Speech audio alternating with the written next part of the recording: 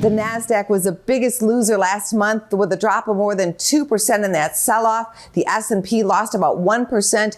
We are checking in now with pro trader Scott Bauer, the CEO of Prosper Trading Academy. Scott, where do you think we go from here as we start a new month? Very interesting, Angie, because March historically is the most volatile month of the year. If you go back 5, 10, 20 years, doesn't matter.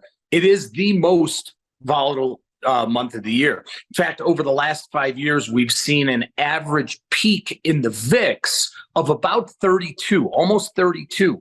And, I don't know that we're going to get back there this month. I mean, we're 2021 right now, but that has been the average. And now, if we get to that 32 level, 32 represents almost a 2% daily move in the S&Ps. So that would be pretty volatile. Where are we going from here? I think we continue to drift until the next Fed meeting, until maybe there's more Fed news about, raising that terminal rate. I think we really continue to drift. The 50-cent trader is back in the market. Earlier, he purchased 100,000 calls for 50 cents on the VIX, indicating the VIX could go to 50 in May. You definitely see some volatility ahead because if the VIX is up, the S&P tends to be down. What do you think about that trade? Anything is possible, right? Anything is possible. Do I think it can go to 50? Yes. Do I think it will? No.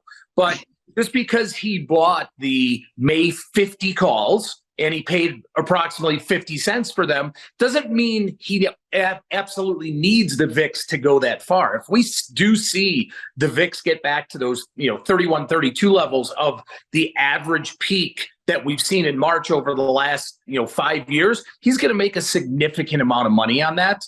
But it's always something to watch for when that order comes in and it's from the quote unquote 50-cent guy. It's always something to watch because it's a pretty sizable order. Does 50 cent tend to be right about the market? We don't know because you don't know what he's really doing on the other side. That's the thing. If you look at just the pure play of buying these VIX calls and selling them, you can track that, right? You can see if that actual transaction has made or lost money. And I would venture to say he's lost money over time on that. But again, we don't know. Maybe he is selling S&P puts, against that at a higher volatility or, rolling or spreading off something. So we really don't know what the entire position is. Yet and still another prediction about volatile days ahead. Thank you, Scott. Thank you very much, Ange.